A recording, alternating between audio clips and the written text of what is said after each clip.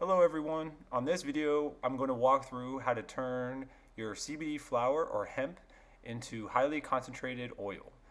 This is very common or similar to the RSO method if you've done any research on that. But this has a couple tweaks compared to what you may have seen. And I find this to be a pretty effective method, and it produces the medicine that works really well for me. All right, so here are the supplies you will need to make your own CBD oil. I use a minimum of 1 ounce up to 2 ounces of CBD flower. The solvent you'll be needing to extract your oil is alcohol. In this case, it's 190 proof Everclear alcohol. We'll be needing a mason jar to collect and shake up the flour and the alcohol together, a grinder for the flour, a decarb box, which I'll explain later in the video, a double boiler pot, a coffee filter and a colander, a silicone spatula, and some parchment paper. Now here are the list of actual instructions or the step-by-steps that I will be going through. I'm not going to read them all one by one because I'm going to demonstrate all of them in this video. But feel free to pause the video, take a screenshot, do what you need to, because these really are at the end of the day the 10 steps to make your own oil. All right, now we'll go ahead and walk through the process. What you see here is 2 ounces of hemp or rich CBD flower measured out, a little under 2.1 ounces. We then have the coffee grinder right here to help grind up the flour. And then we have our decarb box, our silicone decarb box. Now there are a lot of different manufacturers of these. I'm not going to go ahead and spell mine out just because I think with a little bit of Googling you guys can find out which one I'm using. Just make sure whatever one you settle on does have a weight limit, and that you measure and you just make sure that that weight limit matches to the amount of medicine that you want to make. All right, so now we have ground up our our flour through the coffee grinder. Again, you can use a manual grinder if you have one. I just find if you're dealing with quantity, you're going to really want to use an electric grinder of some kind. Certain instructions do say that you should leave it relatively chunky when you do the decarb process, where other ones have said make it more fine. So really, dealer's choice on how you want to do it. I kind of make mine a little bit more fine. I just find that, at least in my mind, I assume that the alcohol that I'm going to pour over top of it will get more spread evenly and soaked up by all the medicine if it's a little more thinner. But again, dealer's choice on how you want to do that. And lastly, this is why the parchment paper is really important. The flour will stick to the silicone and it'll make it a pain to get out of the decarb box, so I would really recommend some parchment paper. Now, oven temperature. Now, my oven is particularly inaccurate, if you will. So it's almost 20 degrees off from the temperature I'm shooting for. So again, we don't want to exceed 230. So for my case, I set my oven to 210. And I'll also walk you through what happens when I hit that temperature, because my oven, again, isn't the most perfect thing in the world. So you're going to want to lower that temperature about halfway through the cooking process. All right, and now for my decarb box, the temperature thermometer, if you will, goes through the top of it. There's a little puncture hole that keeps it kind of semi-airtight. I do find that this box in particular works really well for keeping the temperature within 5 degrees. This is the digital output for the thermometer. The bottom temperature is what the alarm will go off at, and the top is what the current temperature is set at. I'm going to lower mine to that 230 temperature. Because again, we really want to keep the flour temperature between 220 and 230. That's kind of where the full decarbonation happens without releasing the benefits of the plant material. All right, so the gauge you see there to the right is my timer. Unfortunately, the thermometer I have does not have a timer built into it. So I have a timer there to keep up with where we are in the cooking process. And we're about halfway through at 45 minutes. And the alarm went off. I know the temperature is lowered there because I already lowered it to 205. But the alarm went off saying I hit 230. And so what that tells me to do is I then go lower my oven temperature from 210 to 205. And then within about 5, maybe 10 minutes at most, you'll notice that the temperature in the decarb box will start to lower, and it will go back below that 230 that we want. And I find that ends up holding the temperature pretty effectively until it's time to remove the flour out of the oven. All right, so our cooking time is done. It's been an hour and a half, and I had this sitting for about 20 to 25 minutes. So it's mostly cooled off at this point, and now we're going to go ahead and open it up and see what it looks like. Now, as far as the smell goes, your house will have an odoriferous as you go through this process, but that also tells you you're doing it right. But I will say when you open this up, it's going to have a very much almost coffee smell to it, like a roasting kind of smell to it. It should not be burnt. That should not be what you smell. So, and it should almost look like kind of coffee grounds fresh out of the roaster, if you will. And then from here, we're going to use this parchment paper to almost wrap like a burrito, if you will, in order to put it into our glass mason jar. All right, so we've dumped the flour into our mason jar using the parchment paper. And you can kind of see there in that silicone box exactly what I was talking about, that some of the flour will inevitably land on the silicone. And once it gets on there, it just does not really come out very easily. It likes to stick to it. And so just messing with that and trying to get it in the mason jar is just going to be a real time-consuming process.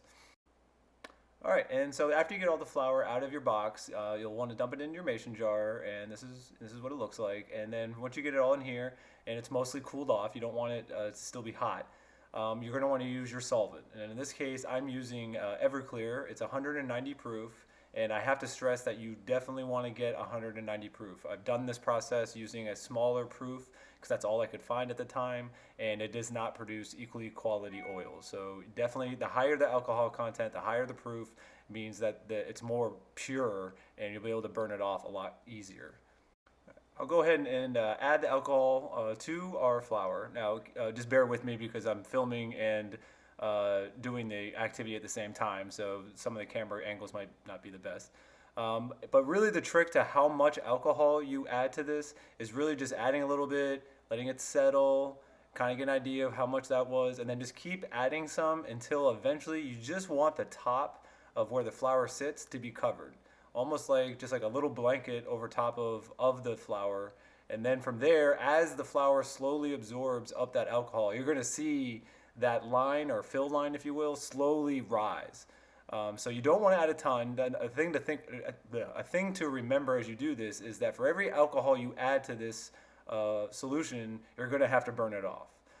So less is definitely ideal for saving you a lot of time, but you want to make sure all of the flour is covered and coated and it's all nice and saturated. So you can see here I add just a little bit more. That ends up covering just what I want. You can kind of see that it's just covering the very bare top of it. And you could probably add a little bit more if you want to, but this is pretty close to where I kind of want my ideal limit to be. And then as you go through the shaking and the sitting process, you will see that fill line rise. And I'll show it to you here in just a minute. All right, so here is our resting line, if you will. And you can see that where the flour is settling and where the oil is settling are almost the exact same point, right? They're pretty much even, and that's what we want to get. Now, the next step in the process is the shaking. Now, this is you want to do this aggressively. There really is no wrong way to shake it, if you will, but the more shaking you do, the more aggressive you are with the shaking, I think it's all better. Because at the end of the day, this agitation is going to be the only opportunity, if you will, for the for the alcohol and the plant material to mix.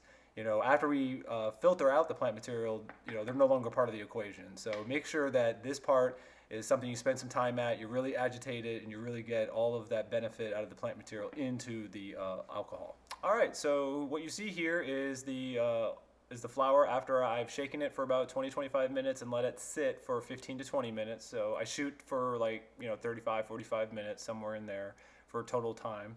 And then after that, we will move it to the we'll go through the filtration process. Now here I have a brown coffee filter. I prefer that over the white bleach ones because I think the brown are just a little bit stronger and they can hold up to the weight and the pressing I'll be doing to it. Then we have a mesh screen right over top of my measuring cup. Now the colander, I would definitely make sure you get a wire mesh one because you are going to be pressing on it and you just want something that's relatively strong. I also have a reusable coffee filter. You see it there in the middle. I use that when it comes time to start squeezing the filter because eventually this filter, it's paper, right? It's going to rip. So having that extra filter, that reusable coffee filter, is a great way to catch any of the plant material. So once you dump the material in there, you're going to want to kind of swish it around so you get as much of the plant material to come out with you in the jar. But you will probably have to use that rubber spatula to help get out any additional plant material. And the timing for this process, where you just have it sitting in here, I usually do it for almost like 30 minutes, to be honest. I let gravity do a lot of the work for me, and then after that, I'll come in and I'll add some pressure to it through the spatula, and then eventually I'll put some rubber gloves on and squeeze it. And I'll walk you through that here in just a little bit. Now here you'll see I've let gravity do its work for me, and I've drained out a good amount, I would say, of the alcohol. The vast majority is going to come out through just letting gravity do the work for you. So I ended here with roughly about, let's say, 110 mLs is what I got. So what I'm going to go ahead and do now is start just collecting the paper together and beginning to squeeze it. And then basically once the paper rips, which it will, I'll go ahead and use that reusable coffee filter and include it in the process. I usually try to work my way from top down, just so that if there is any liquid left in there, it's slowly working its way down. And then once that bag rips, I basically kind of just corral it into my hand like a baseball and just try to squeeze it as much as I can. And you'll see here that there is additional oil still left in there. While it may seem relatively minimum in comparison to what you've already collected, I also think, sometimes the most rich oil is probably the stuff you gotta squeeze out. So I think every little bit helps. Any extra drops you can get, I think is only going to make your oil just more potent. Right, now on to the cooking process. What you see here is our measuring cup with our infused alcohol, our double boiler pot, and a fan. The fan is primarily used to help blow the alcohol vapor around that'll be in the air. This is more of a problem for someone that has a gas stove. Alcohol vapor is heavier than air, so it will drop, it will fall to the ground, and if it's an open flame, it will ignite. So make sure you have a fan to help blow that vapor around. Finally, and then now the cooking process. Now I want to make sure I highlight what the oil should look like as it's cooking. And in most cases, it should look pretty benign, if not boring. Like, there shouldn't be much happening. You may see some occasional bubbles and things like that, but that's when you really just want to kind of stir it around a little bit, agitate it with some silicone. A little bit of bubbles is okay. What you don't want to see is rapid bubbles, and I have a video here where I'll show that to you. If you happen to see rapid bubbles, slightly pick up the upper top of your double boiler, let some of that heat escape, and then rest it back down. Now, I keep my oven at a very low temperature, the hot plate at a very low temperature. It is actually on low.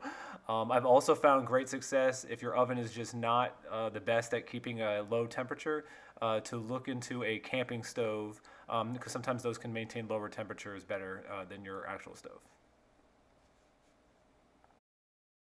All right, so now here is a video or picture of what you do not want, and no bubbles. I want to reiterate that over and over and over again. You do not want to see this. If you see this, this means your heat is too high, your double boiler is too hot. Lower your stove temperatures and release the heat that's in your double boiler. This typically will result in oil that is not as rich and or as effective. Now, to help speed things up, I'm going to go ahead and show you what the oil looks like over time. So here's what it is about 15 minutes into the cooking process. You still see it's kind of wet. Then you still see some alcohol sitting there. 35 minutes into the process, a lot less alcohol. Still a little runny and a little bit of bubbles like that. Those bubbles are okay. And then finally, an hour into the process, you can see it's a lot more oil-like, almost no alcohol and no bubbles at all.